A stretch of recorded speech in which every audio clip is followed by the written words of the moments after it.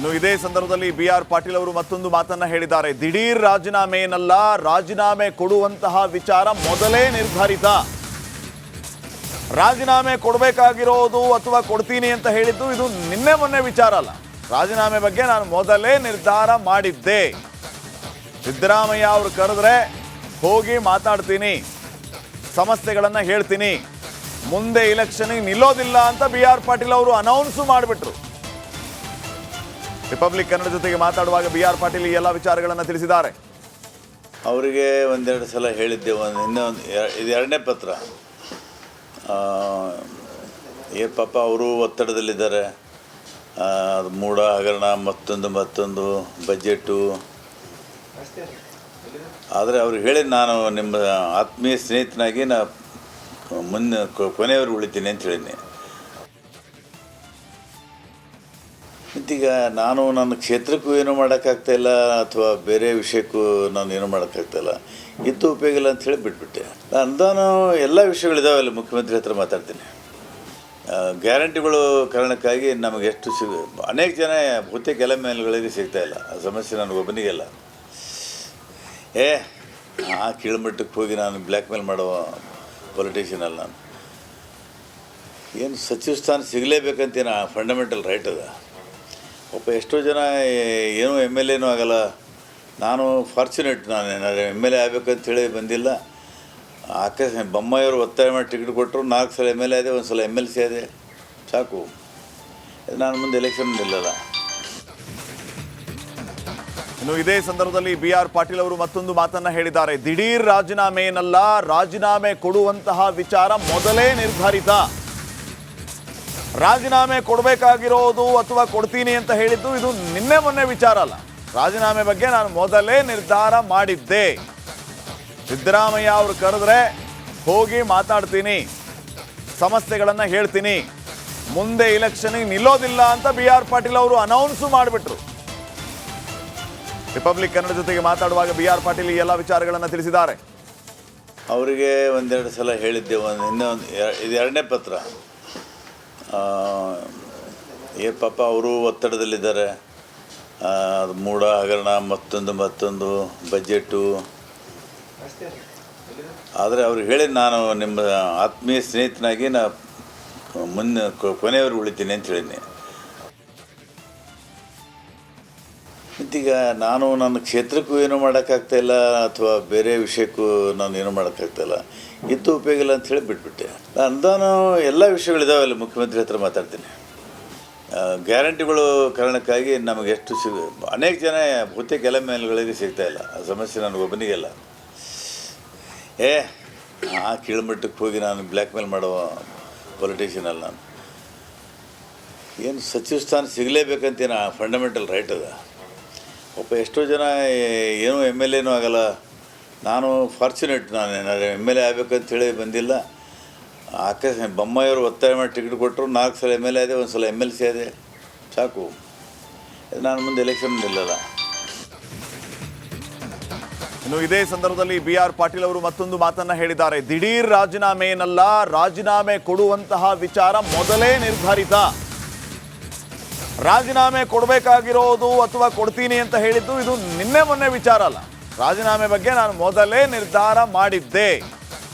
ಸಿದ್ದರಾಮಯ್ಯ ಅವರು ಕರೆದ್ರೆ ಹೋಗಿ ಮಾತಾಡ್ತೀನಿ, ಸಮಸ್ಯೆಗಳನ್ನು ಹೇಳ್ತೀನಿ, ಮುಂದೆ ಇಲೆಕ್ಷನ್ಗೆ ನಿಲ್ಲೋದಿಲ್ಲ ಅಂತ ಬಿ.ಆರ್. ಪಾಟೀಲ್ ಅವರು ಅನೌನ್ಸ್ ಮಾಡಿಬಿಟ್ರು. ರಿಪಬ್ಲಿಕ್ ಕನ್ನಡ ಜೊತೆಗೆ ಮಾತಾಡುವಾಗ ಬಿ.ಆರ್. ಪಾಟೀಲ್ ಈ ಎಲ್ಲ ವಿಚಾರಗಳನ್ನು ತಿಳಿಸಿದ್ದಾರೆ. ಅವರಿಗೆ ಒಂದೆರಡು ಸಲ ಹೇಳಿದ್ದೆ, ಇದು ಎರಡನೇ ಪತ್ರ. ಪಾಪ ಅವರು ಒತ್ತಡದಲ್ಲಿದ್ದಾರೆ.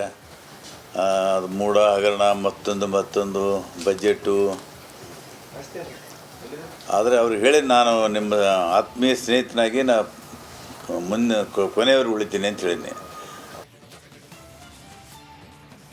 ಮತ್ತೀಗ ನಾನು ನನ್ನ ಕ್ಷೇತ್ರಕ್ಕೂ ಏನೂ ಮಾಡೋಕ್ಕಾಗ್ತಾಯಿಲ್ಲ, ಅಥವಾ ಬೇರೆ ವಿಷಯಕ್ಕೂ ನಾನು ಏನೂ ಮಾಡೋಕ್ಕಾಗ್ತಾಯಿಲ್ಲ.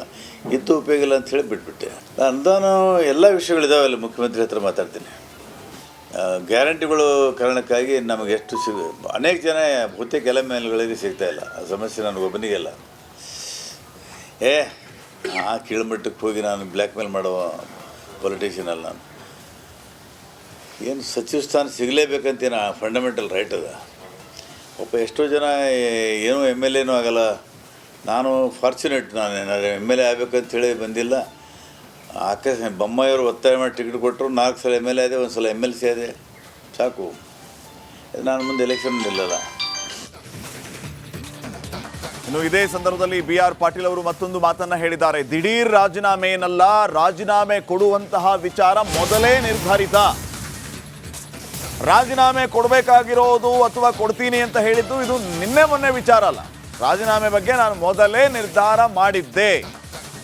ಸಿದ್ದರಾಮಯ್ಯ ಅವರು ಕರೆದ್ರೆ ಹೋಗಿ ಮಾತಾಡ್ತೀನಿ, ಸಮಸ್ಯೆಗಳನ್ನು ಹೇಳ್ತೀನಿ, ಮುಂದೆ ಇಲೆಕ್ಷನ್ಗೆ ನಿಲ್ಲೋದಿಲ್ಲ ಅಂತ BR ಪಾಟೀಲ್ ಅವರು ಅನೌನ್ಸು ಮಾಡಿಬಿಟ್ರು.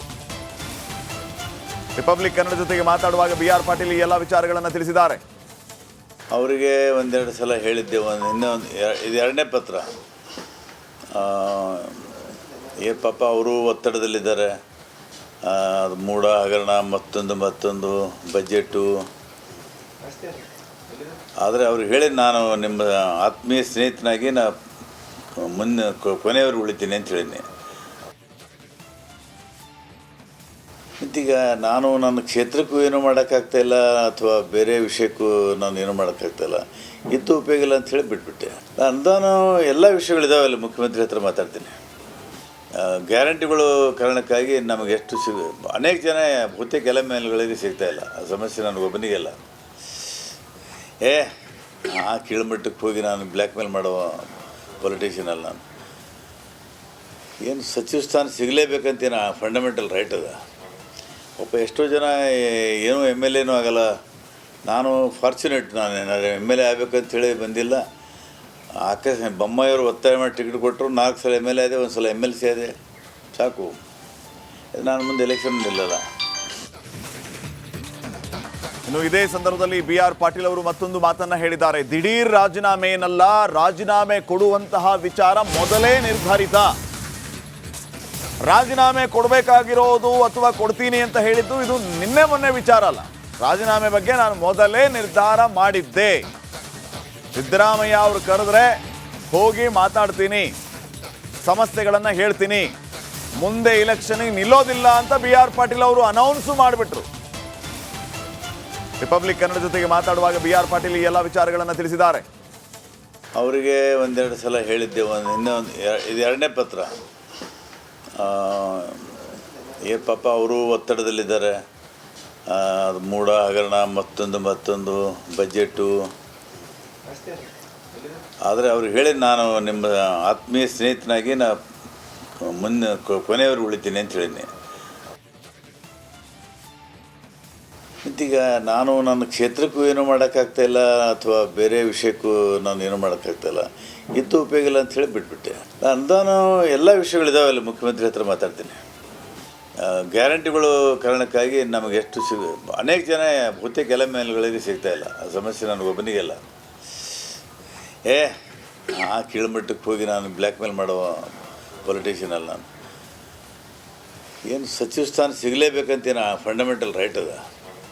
ಒಬ್ಬ ಎಷ್ಟೋ ಜನ ಏನೂ ಎಮ್ ಎಲ್ ಎನೂ ಆಗಲ್ಲ, ನಾನು ಫಾರ್ಚುನೇಟ್, ನಾನು ಎಮ್ ಎಲ್ ಎ ಆಗಬೇಕಂತೇಳಿ ಬಂದಿಲ್ಲ. ಬೊಮ್ಮಾಯಿಯವರು ಒತ್ತಾಯ ಮಾಡಿ ಟಿಕೆಟ್ ಕೊಟ್ಟರು, 4 ಸಲ ಎಮ್ ಎಲ್ ಎ ಆದೆ, 1 ಸಲ ಎಮ್ ಎಲ್ ಸಿ ಆದೆ, ಸಾಕು. ನಾನು ಮುಂದೆ ಎಲೆಕ್ಷನ್ ನಿಲ್ಲಲ್ಲ.